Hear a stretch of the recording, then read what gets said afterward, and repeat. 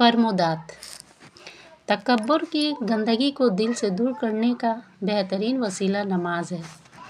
اگر میں فرائض کی ادائیگی کے دوران مر بھی جاؤں تو مجھے کچھ پرواہ نہیں ہے۔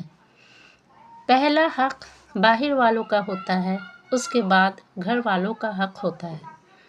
عورت کی سب سے بہترین صفت یہ ہے کہ وہ کسی غیر مرد کو نہ دیکھے اور نہ ہی کسی غیر مرد کی نگاہ اس پر پڑے۔ ہم خدا کی رضا کے طالب ہیں۔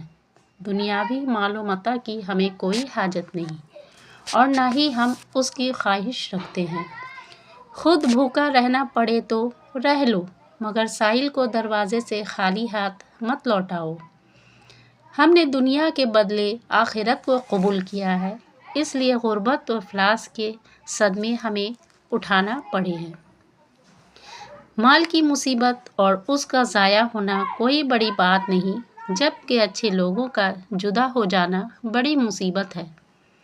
میں اس خوف سے روتی ہوں کہ کہیں میری عمر دراز نہ ہو جائے۔ تمہارے لیے سب سے زیادہ رفیق و مہربان تمہارا دین ہے۔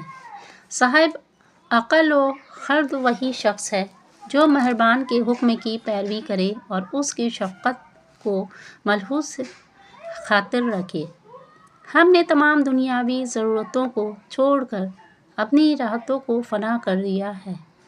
جب تمہیں کوئی تحفہ پیش کیا جائے تو تم اس سے بہتر تحفہ جواباً دیا کرو۔ اللہ عز و جل تکبر کرنے والوں کو پسند نہیں فرماتا۔ مال کا سب سے بہترین مصرف یہ ہے کہ اس سے کسی کی عزت و آبرو کی حفاظت کی جائے۔ بندے کی نجات دین کی پیروی میں ہے اور ہلاکت دین کی مخالفت میں ہے۔ بطن مادر سے نکلنے کے بعد جب بچہ آواز دے وہ اس وقت وظیفہ کا مستحق ہو جاتا ہے۔ میں نے ہر مشکل میں صرف اللہ کو ہی پکارا اور اس نے میری تمام مشکلیں آسان فرما دیں۔ مجھے ہر مصیبت میں صرف اللہ ہی کی ذات پر بھروسہ ہے کہ وہ میری اس مصیبت کو دور کرنے والا ہے۔ مجھ کو دنیا کی دولت نظر چاہیے، تیری رحمت کی مولا نظر چاہیے، بس حشر میں تیرا درگزر چاہیے۔ اے لوگو، پروردگار کا کلام سمجھو۔ اللہ نے حضرت آدم علیہ السلام کو پاکیزگی میں منتخب کیا اور اسی طرح حضرت نوح علیہ السلام، آل ابراہیم علیہ السلام اور آل عمران علیہ السلام کو چنا اور عالمین سے انتخاب فرمایا، بس ہم ذریت آدم علیہ السلام میں سے ہیں۔ اللہ عز و جل اپنے بندوں پر کبھی ظلم نہیں کرتا۔ تم ان پاکیزہ چیزوں کو حرام قرار نہ دو جسے اللہ عز و جل نے تمہارے لیے حلال کر دیا۔ بیٹا صاحب فراش یعنی شوہر کا ہوتا ہے اور زانی کے لیے صرف سنگساری ہے۔ زوال پذیر سایہ سے دھوکہ کھانا حماقت ہے۔ مخلوق سے اعراض کر کے خالق کے بھروسہ پر غنی ہو جاؤ۔ حق تعالیٰ کے فضل سے رزق طلب کرو کیونکہ اس کے سوا کوئی بھی رزق دینے والا نہیں۔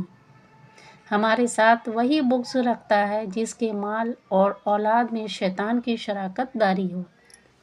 جب موت اپنے ناخن کسی کے جسم میں گاڑ دیتی ہے تو پھر کوئی تعویذ نفع نہیں دیتا۔ جس امر میں اللہ عز و جل کی مرضی و منتشا شامل ہو وہی عمل سب سے بہتر اور پسندیدہ ہے۔ حق واضح و روشن ہے جبکہ باطل متروک و مردود ہے۔ جزاک اللہ خیراً کثیرا۔ اگر آپ لوگوں کو میری ویڈیو اچھی لگے تو لائک شیئر ضرور کرنا۔